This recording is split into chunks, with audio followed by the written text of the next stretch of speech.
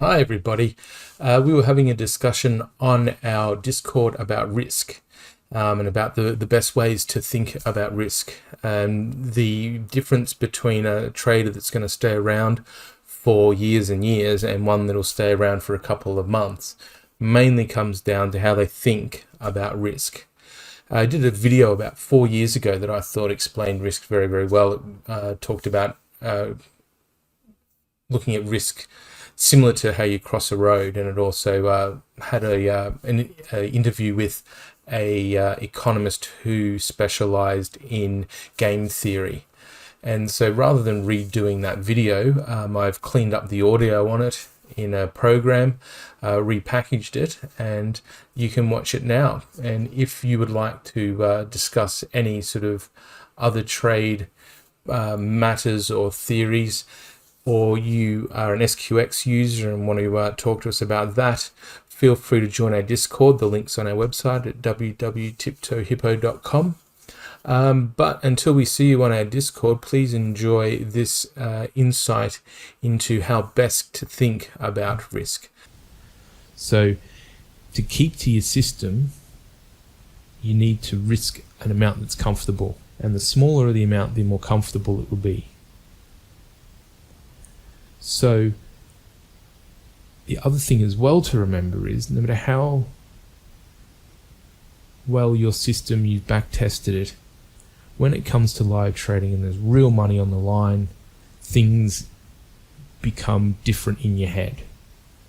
For example, a 50% win system is almost guaranteed a minimum of 5 losses in a row if you trade it 100 times.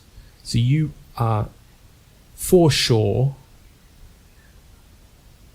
going to get at least 5 losses in a row on a 50-50 system.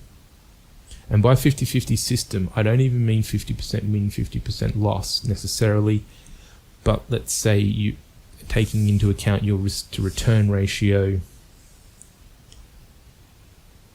Actually, forget that, it's getting complicated, but this point stands in its essence.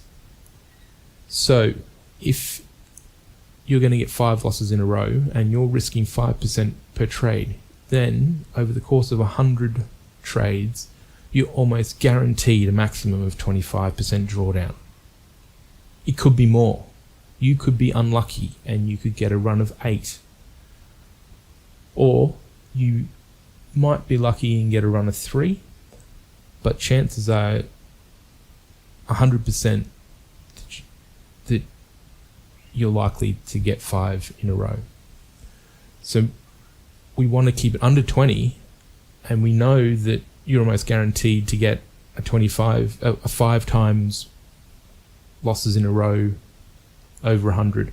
So even 5% per trade ends up putting pressure on your system pretty quickly. Because if you got 5%, a 25% drawdown after 5 losses, you're going to start freaking out about your system. You might have back tested it and know that occasionally it goes through bad runs, but all of a sudden you're thinking, hang on, this is all going bad, my system isn't working. You throw the baby out with the bathwater, when in fact these things happen, statistics happen, bad runs happen.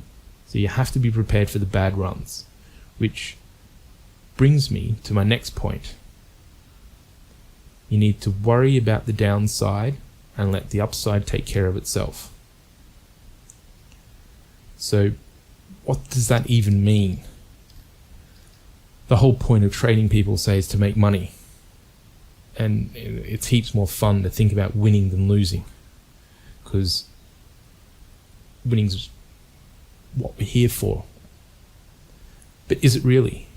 I would say what we're here for is to be here tomorrow. So rather than thinking about the winning, thinking about trading like crossing a road, where reaching the other side of the road is like your profit. When crossing the road, should you be in a rush to get to the other side? Should you just be solely focused on the other side of the road? No, the object of crossing a road is more than just getting to the other side. It's getting there safely. Dogs don't think about the risk. They just want to get to the other side, and they get hit by cars. So humans will pick the moment to cross where it's the safest. You'll stand and you'll look both ways. You'll listen for cars because you mightn't be able to see around a corner.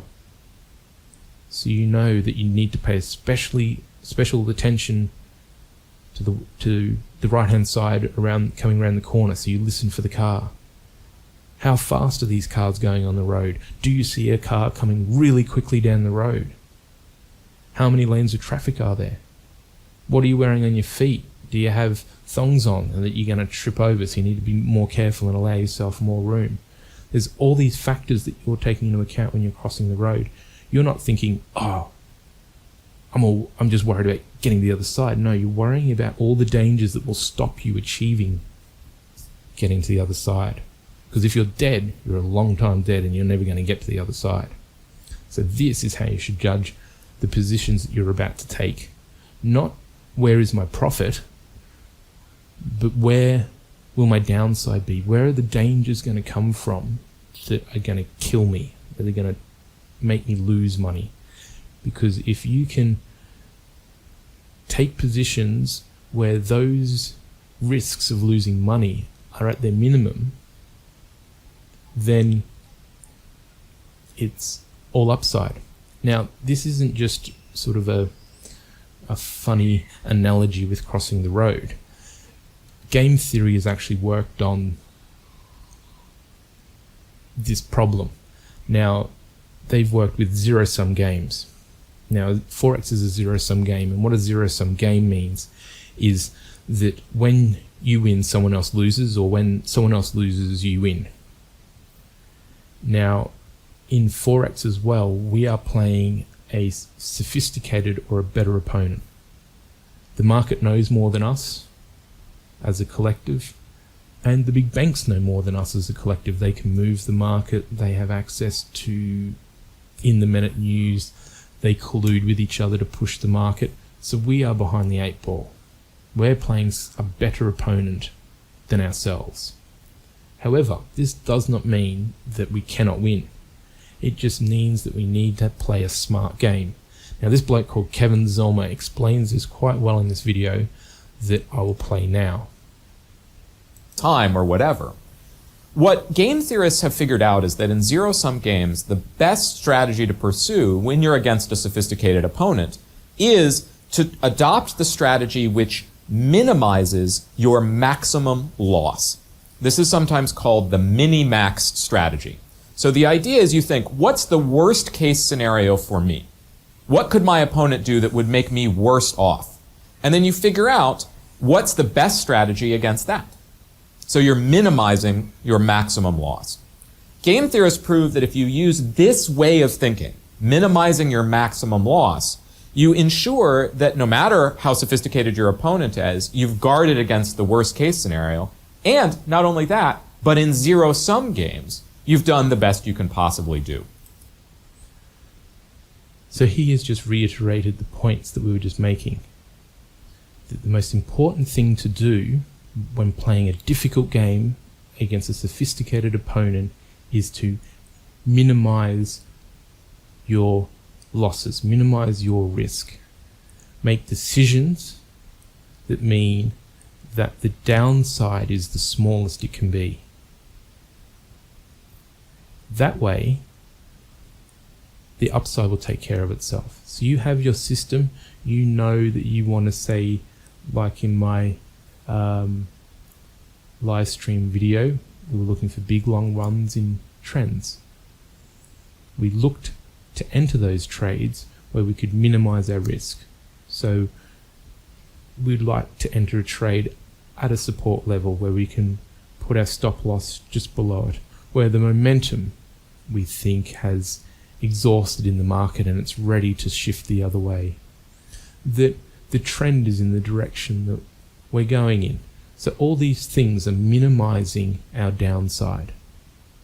Now, if we minimize our downside, then we just let the trade go, and hopefully it goes into the upside. So while this video has not said, put up a graph and said, this is where you should be placing your stop loss, or here's an indicator that's the perfect way to set a stop loss, this video is a way of encouraging you to think about your trading. Don't make your positions too big. The bigger the position, the bigger the loss, the more you have to recover. The more you have to recover, the more pressure is on your trading, the more you break your rules, the more you doubt your systems. In your systems, make sure your system, when it enters a trade, is based on minimizing the downside. Think about what's the worst case that could happen. What am I making the entry on this trade in a place where my stop loss can be as small as it possibly can? I hope this ticks over some thoughts in your brain. So there you have it, just a quick little video on how to think about risk correctly. So to take away, we want to be around in the future. We want to be trading next month, next quarter, next year. When things go bad, we want them to be not critical, not account threatening. So risk small amounts and set your stop losses at sensible places. Because if your risk is small, then you can cope with the bad periods. If you can cope with the bad periods, then you'll be around for the good periods. If your risk isn't too high, you'll happily sleep at night while your trades occur. If your risk is too high, you not only risk not being around next month and next year, you also risk your health. It's much harder to sleep peacefully, to enjoy your day, if you know that this trade that's just entered is risking a critical amount of your account. So thank you very much for watching that. Look forward to see you around on our Discord. Have a good day, and until next time, green pips.